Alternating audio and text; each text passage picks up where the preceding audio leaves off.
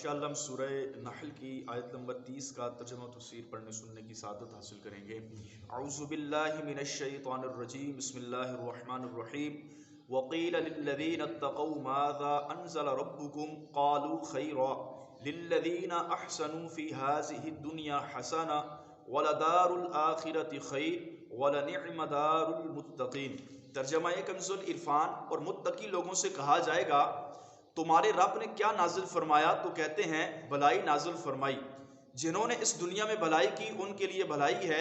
اور بے شک آخرت کا گھر سب سے بہتر ہے، اور بے شک پرہیزگاروں کا گھر کیا ہی اچھا ہے۔ وقیل للذین اتقوا، اور متقی لوگوں سے کہا جائے گا، یعنی جب ایمانداروں سے کہا جائے کہ تمہارے رب عز و جل نے محمد صلی اللہ تعالی علیہ وسلم پر کیا نازل فرمایا، تو وہ اس کے جواب میں کہتے ہیں ہمارے رب نے قرآن کریم نازل فرمایا، بے شک جو تمام خوبیوں کا جامع، حسنات و برکات کا منبع، دینی و دنیاوی ظاہری و باطنی کمالات کا سر چشمہ ہے۔ اس آیت کریمہ کا شان نزول یہ ہے کہ عرب کے قبائل حج کے دنوں میں نبی پاک علیہ السلام کی طرف اپنے قاصد بھیجا کرتے تھے، جو نبی مکرم صلی اللہ تعالی علیہ وسلم کا حال دریافت کرنے کے لیے آیا کرتے تھے۔ تو یہ لوگ اپنے قبائل کے چند لوگ بھیجتے، قاصد بھیجتے جو نبی پاک کی بارگاہ میں آتے آپ کا حال و احوال دیکھنے کے لیے۔ تو مکے کے راستوں کے اندر جو داخلی راستے ہوتے تھے وہاں پر کفار مکہ نے اپنے چند لوگ بٹھائے ہوتے تھے، باہر سے جو بھی نیا بندہ اس علاقے میں داخل ہوتا تو یہ اس کا حال احوال پوچھنے کے لیے پوچھتے تھے کہ تم کہاں جا رہے ہو، کہاں سے آ رہے ہو۔ اگر کوئی قاصد کہتا کہ ہمیں نبی مکرم صلی اللہ تعالی علیہ وسلم سے ملنا ہے، ان کا حال دریافت کرنا ہے، تو یہ جو کفار کے بیٹھے ہوئے لوگ ہوتے تھے یہ ان کو نبی پاک کی بارگاہ سے دور کرنے کی پوری کوشش کرتے۔ کوئی کہتا نبی پاک کے بارے میں نعوذ باللہ کہ وہ جادوگر ہیں، کوئی کہتا وہ مجنون ہیں، کوئی نبی مکرم صلی اللہ تعالی علیہ وسلم کی طرف کس کی نسبت کرتا۔ یہ کفار کے بٹھائے ہوئے لوگ لوگوں کو نبی پاک کی طرف آنے سے روکا کرتے تھے، اور آپ علیہ السلام کی بارگاہ سے لوگوں کو منع کیا کرتے تھے۔ لیکن یہ قاصد نبی مکرم صلی اللہ تعالی علیہ وسلم کی بارگاہ تک آیا کرتے تھے۔ جب نبی مکرم صلی اللہ تعالی علیہ وسلم سے ملا کرتے تھے،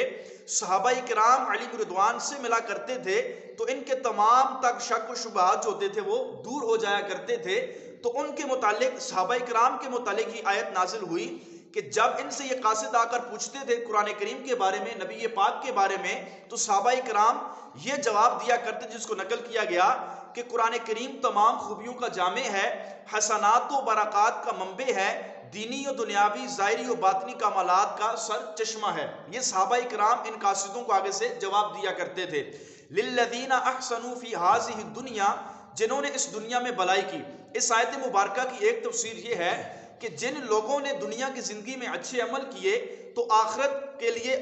ان کے لیے آخرت میں بھی اچھا اجر ہے، اور اچھے اجر سے ثواب جو مراد ہے وہ ثواب عظیم ہے۔ اور بعض مفسرین کرام کے نزدیک اچھے اجر سے مراد یہ ہے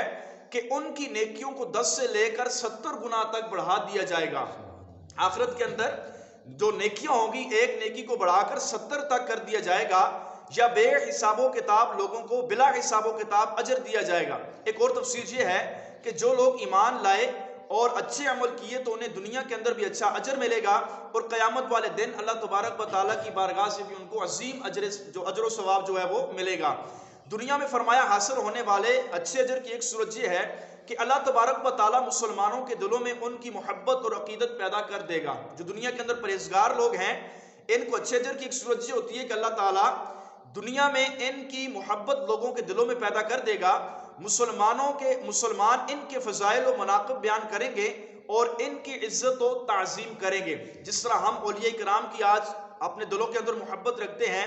اللہ تبارک و تعالیٰ کے اولیاء کی تعظیم و توقیر کرتے ہیں، صحابہ کرام سے محبت رکھتے ہیں، تو یہ وہ متقی و پرہیزگار لوگ تھے جنہوں نے اپنی زندگی اللہ کی اطاعت میں گزاری، پھر اللہ کریم نے ان کی محبت کو لوگوں کے دلوں میں پیدا کر دیا۔ اولیاء کرام کے حوالے سے تو بطور خاص اس بات کا مشاہدہ ہے، اور قرآن مجید میں ایک اور مقام پر بھی نیک مسلمانوں کے بارے میں فرمایا، ان الذین آمنوا وعملوا الصالحات سیجعل لهم الرحمن ودا، بے شک وہ لوگ جو ایمان لائے اور نیک اعمال کیے، عنقریب رحمان ان کے لیے ان کی محبت لوگوں کے دلوں میں پیدا فرما دے گا۔ اور حدیث پاک میں ہے، نبی پاک نے ارشاد فرمایا جب اللہ تبارک و تعالیٰ اپنے بندوں میں سے کسی سے محبت فرماتا ہے تو جبریل امین کو ندا دی جاتی ہے کہ اللہ تعالیٰ فلاں بندے سے محبت رکھتا ہے، تم بھی اس سے محبت کرو۔ فرمایا حضرت جبریل امین بھی اس سے محبت کرتے ہیں، پھر آپ آسمانی مخلوق میں ندا کرتے ہیں کہ اللہ تبارک و تعالیٰ فلاں بندے سے محبت کرتا ہے، لہٰذا تم بھی اس سے محبت کرو۔ چنانچہ آسمان والے بھی اس سے محبت کرتے ہیں، پھر زمین والوں کے دلوں میں بھی ان کی محبت ڈال دی جاتی ہے۔ تو اللہ تبارک و تعالیٰ کے جو نیک بندے ہوتے ہیں ان کی محبت مسلمانوں کے دلوں میں ڈال دی جاتی ہے۔ اب صحابہ کرام کو کم و بیش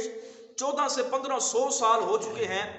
حضور غوث اعظم کو گئے ہوئے، پتہ نہیں کتنی صدیاں گزر چکی ہیں۔ داتا صاحب کو آپ دیکھ لیں، اسی طرح بڑے بڑے اولیاء کرام کو دیکھیں جن کو گئے ہوئے کئی سو سال ہو چکے ہیں، لیکن ان کی محبت آج بھی لوگوں کے دلوں کے اندر زندہ ہے۔ آج بھی لوگ تعظیم و توقیر کے ساتھ ان کا نام لیتے ہیں، ان کا وسیلہ اللہ تبارک و تعالیٰ کی بارگاہ میں پیش کرتے ہیں۔ یہ وہ لوگ ہیں جن کی محبت کو اللہ تبارک و تعالیٰ نے دنیا والوں کے دلوں میں ڈال دیا۔ دنیا میں فرمایا اچھے اجر ملنے کی ایک صورت یہ بھی ہے کہ اللہ تبارک و تعالیٰ اس دنیا میں پاکیزہ زندگی، فتح و کامیابی، وسیع رزق عطا فرمائے گا۔ فرماتے ہیں آیت مبارکہ کے مضمون اور اس کے شان نزول سے یہ بات معلوم ہوئی کہ نبی مکرم صلی اللہ تعالیٰ علیہ وسلم کے اوصاف چھپانا یہ کفار کا طریقہ ہے کہ جب قاصدین نبی پاک کی بارگاہ میں آتے تھے تو کفار مکہ پورے طریقے سے نبی پاک کے اوصاف کو چھپا کر ان کو بہکانے کی کوشش کرتے تھے۔ تو فرماتے ہیں نبی پاک کے اوصاف کو چھپانا یہ کفار کا طریقہ کار ہے، جبکہ نبی مکرم کی شان و عظمت بیان کرنا، آپ علیہ السلام کی